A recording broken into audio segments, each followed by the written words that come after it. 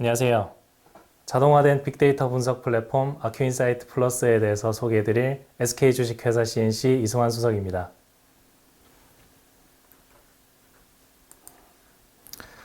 먼저 오늘 발표드릴 내용은 아큐인사이트에 대한 소개를 드릴 텐데요. 먼저 개요에서 이 플랫폼이 탄생되게 된 배경을 먼저 말씀드리고 개괄적인 내용, 그리고 아큐인사이트를 구성하는 파이프라인, 모델러, DCM 순으로 간략히 말씀드리고 데모에서 상세하게 설명드리도록 하겠습니다. 네, 먼저 소개를 드리기 전에 우리 SKCNC에서 데이터 플랫폼이 어떻게 탄생되었는지, 그리고 그 진화 과정에 대해서 타임라인을 따라서 어떤 기술의 진보가 있었고, 그리고 시장은 어떻게 발달을 했으며 나와 우리 팀은 어떤 일을 했었는지를 소개를 드리도록 하겠습니다. 먼저 2010년도 초반에는 저희가 고객들이 하둡 셋업하기가 어렵고 구축해달라는 요구사항들이 많았었고요.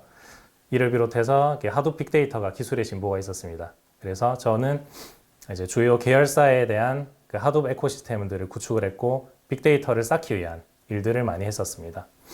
그리고 13년도에는 통계 기반 분석들을 많이 했었고요. 그리고 이때는 머신러닝이 뭐예요? 이런 질문들을 많이 했었습니다. 그래서 머신러닝을 도입을 하려면 먼저 머신러닝이 뭔지에 대한 설명부터 했었어야 됐습니다. 그래서 그 당시에는 통계 능력자가 샘플링을 하고 통계 분석 및 수식 디자인을 하면 그걸 이제 하둡 시스템에 대용량 처리가 가능하도록 맵리듀스나 하이브로 전환하는 일들을 했었습니다. 그리고 14년에는 분산 머신러닝들이 좀 나오기 시장에서 쓰기 시작했고요. 그리고 하둡에 이제 데이터들을 많이 쌓았기 때문에 분석해달라는 요구사항들이 많았었습니다. 그래서 저와 저희 팀은 모아웃이나 스팍 ML 같은 것으로 양 클러스터 내에서 전체 데이터에 대한 학습과 예측, 그리고 기존의 통계 분석 같은 수식 디자인은 6개월이나 1년이 지나면은 그 모델은 사용하지를 못하게 됩니다. 그래서 그것들이 데이터들이 변화되면서 데이터에 적응하는 모델들을 만들기 시작했습니다. 그리고 15년에는 구글이 텐서플로우를 공개했고요. 이때는 머신러닝이 뭐예요?처럼 딥러닝이 뭐예요?라고 물어보기 시작했었습니다. 그리고 기존의 통계 분석들이 다 머신러닝 분석으로 넘어가는 시기였고요. 이때 데이터 사이언스 관련한 팀도 티밍이 되고 그 관련한 인력들도 충원이 되었습니다. 그리고 16년에 엄청난 사건이 발생을 했습니다. 바로 알파고와 이세돌의 바둑 대결인데요. 머신러닝, 딥러닝을 전 국민이 이제 알게 되었습니다. 그래서 지금은 머신러닝과 딥러닝을 뭐냐고 물어보는 고객은 없고 이것들을 뭔가 당연히 알게 되고 그냥 커먼 센스가 되었습니다. 그래서 저희는 반복되는 하둡 구축에 좀 약간 매너리즘을 느끼게 되었고 이걸 쉽게 할 수 있도록 내재화하자는 움직임이 있었습니다. 그래서 그를 계기로 백엔드 플랫폼의 지금의 백엔드인 데이터 API들을 개발을 했고요. 저는 스팍 ML을 좀 더 쉽게 쓸 수 있는 ML2를 개발을 했었습니다. 17년에는 딥러닝 머신러닝의 부흥 시대가 있었고 딥러닝이 뭔가 만병통치약 같은 개념으로 딥러닝 돌리면 다 되는 거 아닌가요? 이러고 있었습니다. 그리고 저희는 데이터 API를 바탕으로 해서 우리만의 서비스를 만들자. 이게 바로 오늘날의 아큐인사이트 서비스인 거고요. 저희는 클라우드 서비스를 자체적으로 가지고 있는데 아마존의 AWS에는 다양한 서비스들이 있잖아요. 그래서 그것들을 제공을 하기 위해 아큐인사이트 플러스를 개발을 하였고 저는 DL 모델러라는 것을 맡아서 GPU 분산 학습 쪽을 커버를 했습니다. 그리고 오픈소스에 대한 환상들도 있죠. 그래서 작년에는 이제 고객사들이 되게 저희가 많이 생겼고 그리고 우리 서버에 빅데이터 플랫폼을 구축해주세요. 이런 요구사항들이 많았습니다. 그런데 저희 팀이 사람이 별로 없었어요. 그래서 딜리버리 할 사람이 없어요. 안 팔아요. 이렇게 해도 삽니다. 우리가 써보고 싶습니다. 이런 고객들이 많았었습니다. 그리고 이제 개발을 총 한 4년 정도를 했는데 그동안에 기술의 발전들 그리고 고객들의 요구사항들이 많았어요. 그래서 그것들을 쭉 총합을 해서 잘 패키징을 했고 그리고 앞으로 시대는 머신러닝은 이제 시민 데이터 과학자들이 아무나 접근할 수 있는 분야가 되었고요. 이제는 자동화가 살 길이라고 생각을 했고 고도화를 진행해서 마침내 아큐인사이트 2.0이 런칭되게 되었습니다. 먼저 어큐인사이트는 데이터 전처리부터 분석과 운영, 그리고 데이터 사이언스의 전 영역을 지원하는 멀티클라우드 기반 AI 데브옵스 플랫폼이라고 정의를 할 수 있습니다. 그래서 처음 시작에는 8종의 서비스였지만 현재는 파이프라인, 모델러, DCM 이렇게 세 가지 서비스로 축약되었습니다. 어큐인사이트의 기능 커버리지는 데이터를 분석하는 엔드투엔드, 머신러닝 엔드투엔드 분석을 모두 커버를 하고요. 크게는 파이프라인과 모델러가 있는데 파이프라인은 초급 분석가 대상으로 이러한 일들을 처리를 할 수가 있고 드래그 앤 드랍 방식으로 쉽게 디자인을 하고 그거를 재활용할 수 있고 스케줄링 걸 수 있는 서비스이고요. 모델러는 직접 코딩이 가능한 고급 분석가 대상을 타겟으로 서비스를 만들었습니다. 어큐인사이트의 특징과 차별화 포인트들인데요. 다 이렇게 좋은 말들이 다 적혀 있는 걸 볼 수 있고요. 제가 특히 이 슬라이드에서 강조하고 싶은 것은 이 4번 부분입니다. 저희가 금융사 3곳, 그리고 유통사 2곳, 제조사 1곳, 이 사업군별들로 다 저희가 솔루션을 납품을 했었고, 고객들이 아주 유용하게 사용됐고, 시장에서 검증된 플랫폼이라는 것을 강조드리고 싶습니다. 네, 이제 각 서비스들에 대해서 살펴볼 텐데요. 먼저 DCM은 다이나믹 클러스터 매니저의 약자이고요. 이 해당 서비스는 우리가 분석을 하기 위한 샌드박스를 배포하는 그런 서비스입니다. 그래서 내부적으로 DHP, MCM이 있고 이것들은 각각 온프레미스 그리고 퍼블릭 클라우드에 상응해서 하둡 클러스터를 쉽게 배포 관리할 수 있는 서비스입니다. 자원을 효율적으로 사용할 수 있고 모니터링 및 자원 상세 조회가 가능합니다. 그리고 파이프라인이 우리 어큐인사이트 플러스의 핵심 서비스인데요. 이 서비스는 사용자가 GUI 환경에서 분석 데이터 수집, 처리, 저장, 그리고 스팍 ML 라이브러리를 기반해서 분산 머신러닝을 학습, 배포, 예측할 수 있도록 지원해주는 서비스입니다. 저희가 2.0 고도화를 하면서 다양한 데이터 소스에 대해서 어댑션을 할 수 있고 사용하기가 쉽게 드래그 앤 드랍 방식으로 노드들을 제공합니다. 그리고 이것들을 이어서 중간중간에 인터랙티브하게 분석을 할 수 있고 자동화에 초점을 맞췄습니다. 그래서 전처리라든지 EDA, 피처 엔지니어링을 자동화할 수 있습니다. 분산 병렬 처리는 당연한 거고요. 이럴 스케줄링, 모니터링을 할 수 있습니다. 그래서 데이터 소스에서 불러와서 데이터 처리하는 부분, 머신러닝까지 디자인을 하고 이것을 재활용할 수 있도록 하였습니다. 모델러 서비스인데요. 모델러 서비스는 AI 개발자나 데이터 엔지니어, 데이터 사이언티스트, 즉 고급 분석가들을 위한 머신러닝, 딥러닝 모델을 빠르게 구축하고 학습 및 운영 배포를 지원하는 서비스입니다. 결국 고급 분석가들은 본인이 코딩을 하기를 원합니다. 그래서 앞서 UI에서 사용하지 못했던 기능들을 코드를 할 수 있는 이런 주피터나 RStudio 같은 공간을 제공을 하고요. 협업 관리 기능들도 제공을 합니다. 그래서 모델을 개발하고 서빙을 하고 이것들을 매니징하는 그런 서비스이고요. 자동화에 초점을 맞췄는데 모델을 학습하는 과정은 굉장히 지루한 과정입니다. 그래서 저희는 AutoML, AutoDL 기능을 제공해서 모델을 최적화하는 기능들을 담았습니다. 네, 이제 데모를 보여드릴 텐데요.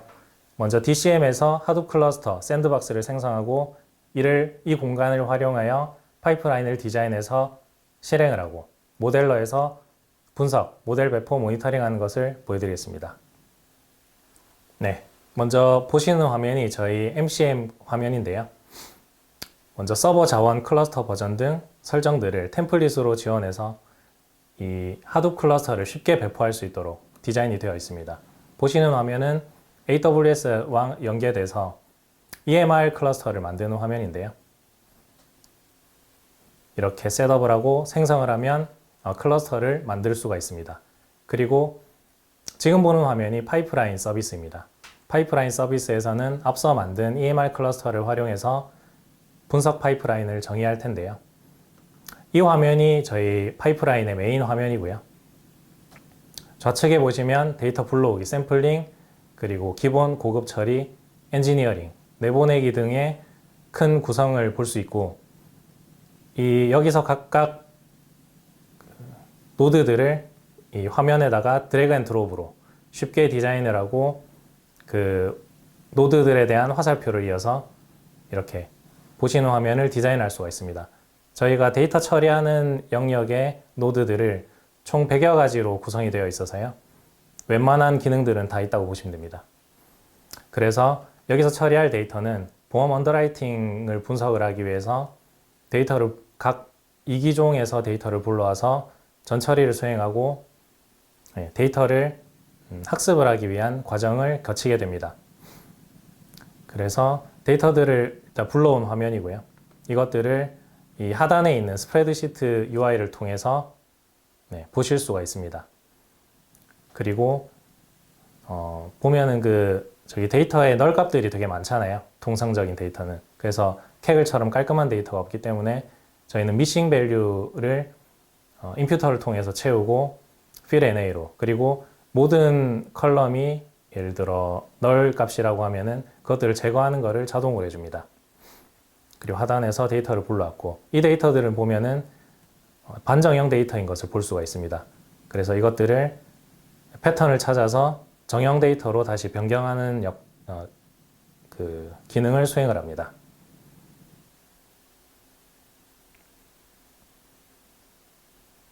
네, 이렇게 정규식을 이용해 가지고 처리를 했고요. 숫자로 변환해서 데이터를 조인을 하는데요. 보시면은 각 노드들을 보면은 여기 각각의 그 카메라 모양의 아이콘을 보실 수가 있습니다. 그 카메라 아이콘을 클릭을 하면 하단에 이까지가 실행된 결과를 여기 하단 스프레드시트의 영역에 표시를 해줍니다. 그래서 이게 제대로 되고 있는 건지 중간중간 확인을 하면서 진행을 하실 수가 있고요. 저희가 데이터 조인을 하기 위한 키를 이제 선별을 해야 되는데요. 이 키를 서제션 해주는 것을 또 자동으로 해줍니다. 그래서 두 가지 데이터를 정제를 해서 자동 조인 키로 조인을 하였고요. 그리고 하단의 데이터를 확인할 수가 있습니다. 그리고 각 컬럼별로 EDA를 이렇게 보실 수가 있습니다. 어떤 데이터가 어떤 모양으로 생겼는지 통계 값들을 보실 수가 있습니다. 불필요한 컬럼을 제거하고 통상 머신러닝 분석을 하려면 이게 보험을 승인을 할지 불인을 할지를 결정하는 일인데요.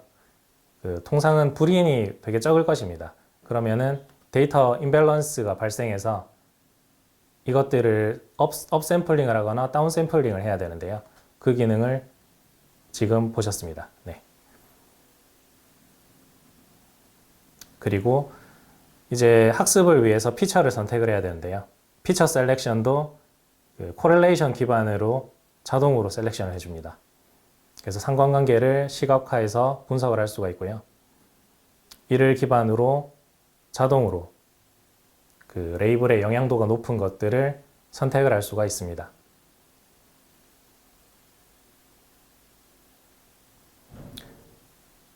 네, 이 과정을 거쳐서 HDFS에 다시 저장을 했고요. 이제 분석을 위한 데이터 랭글링이 모두 끝난 것입니다. 그리고 이 분석이 데이터 랭글링을 마치고 ML 파이프라인 노드를 작성을 했는데요. 여기 보시면은 스팍ML에서 지원하는 모든 알고리즘들이 이 ML 파이프라인 노드에 포함된 것이고요. 이것들은 별도의 스팍ML 파이프라인을 UI를 통해서 쉽게 구성을 할 수가 있고 실행할 수가 있습니다. 그래서 GBT 클래시파이어를 선택하고 관련한 파라미터를 셋업한 걸 볼 수 있습니다. 저장을 하고 이어서 트레이닝에 이어서 예측하는 노드를 추가를 해서 예측까지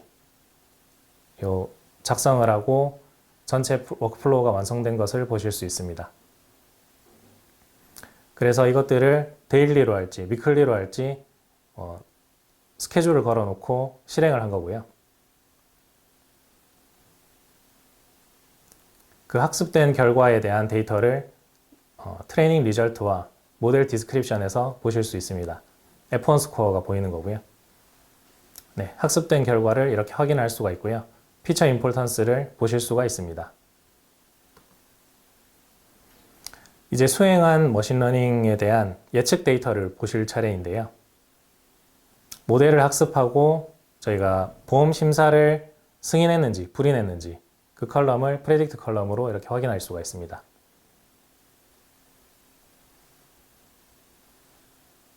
네, 여기까지 파이프라인에 대한 설명이었습니다. 네, 다음은 모델러 서비스의 화면인데요. 모델러 서비스는 머신러닝 엔드-투-엔드 라이프 사이클을 관리하는 서비스이고요. 모델러 서비스는 프로젝트 단위로 관리를 하게 되는데 이 프로젝트 단위라는 것은 특정 팀이 될 수도 있고요. 혹은 분석 주제가 될 것입니다. 먼저 프로젝트를 생성을 하고 이 프로젝트에서 사용할 자원들, 즉 CPU, GPU, 그리고 메모리 자원을 입력을 합니다. 그리고 하단에 해당 프로젝트에 대한 권한을 부여를 하고요. 생성을 하게 되면 그 권한을 부여받은 아이디만 해당 프로젝트를 볼 수 있도록 되어 있습니다. 그 안에서 분석 협업을 하는 것입니다. 그리고 프로젝트 내에서 워크스페이스를 생성을 하게 되는데 이 워크스페이스라는 것은 앞서 R 환경 그리고 파이썬 환경 두 가지 환경을 지원을 하고요. 각각 RStudio, 주피터랩 환경에 대한 인스턴스를 생성해서 분석가들에게 제공을 합니다. 그리고 워크스페이스에서 사용하는 자원들을 프로젝트 자원에서 셋업한 그 자원에 따라서 셋업을 하고요. 패스워드를 넣고 생성을 했습니다. 이 화면은 워크스페이스를 저장하는 화면인데요.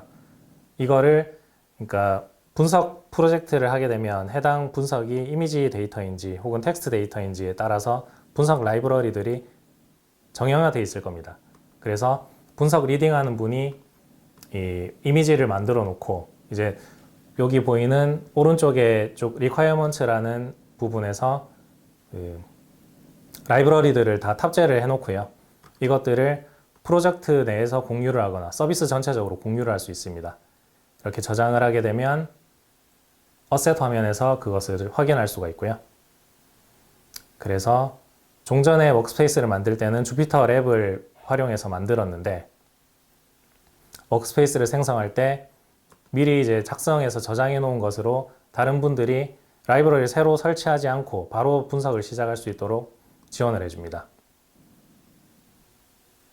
그래서 이 만들어진 워크스페이스의 엔드포인트를 클릭을 하게 되면 주피터 랩이 기동이 되는데요. 여기서 통상 우리가 하는 분석은 이 화면에서 대부분 이루어진다고 보시면 됩니다. 그래서 저희는 어큐인사이트 SDK를 따로 제공을 하는데요. 이것들이 뒤에 어떻게 사용되는지를 살펴보시겠습니다.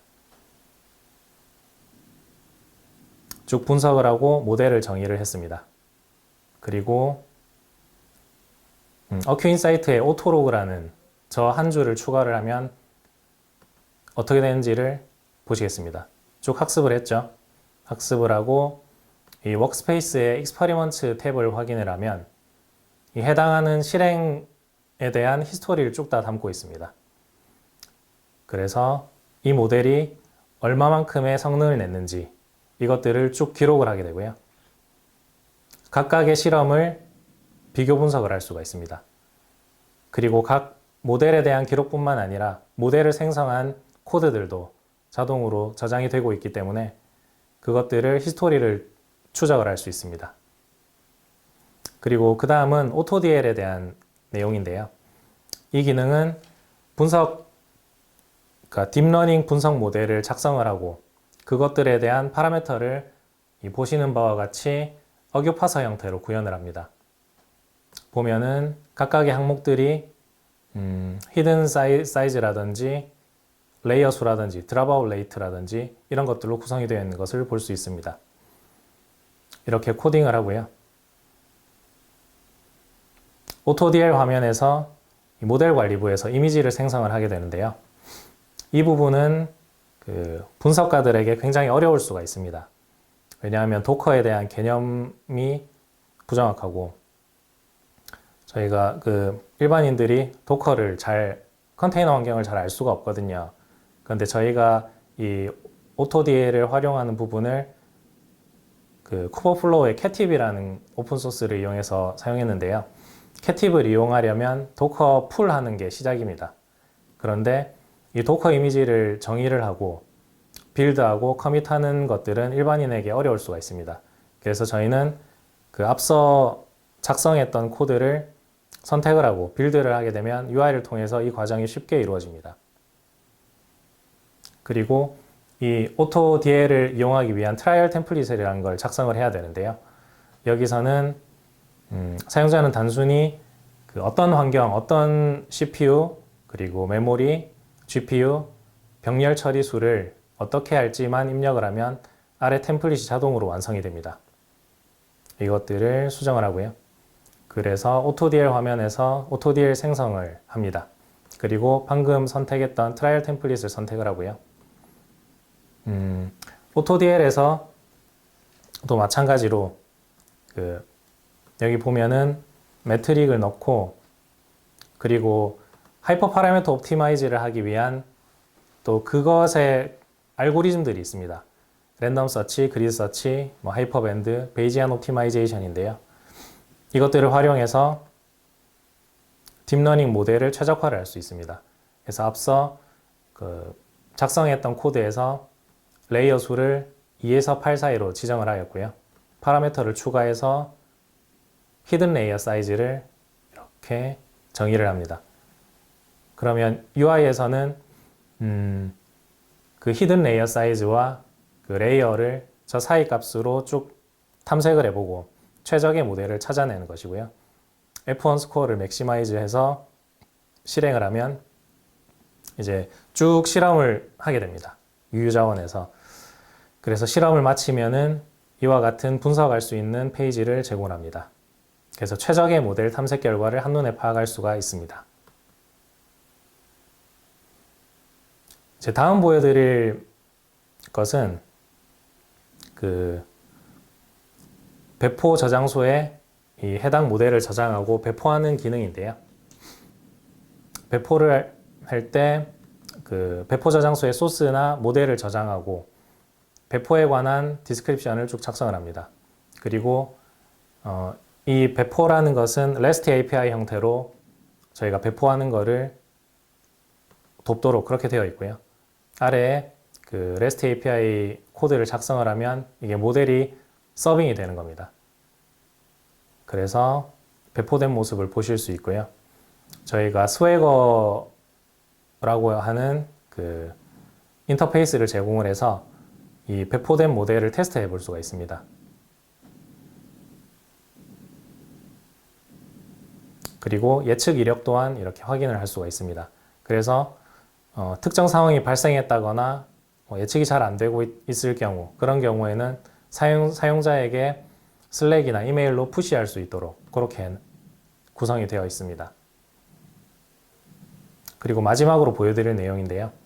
저희가 소개시켜드리지 않은 데이터 카탈로그라는 서비스인데 이 서비스에서는 데이터에 대한 메타데이터를 가지고 있습니다.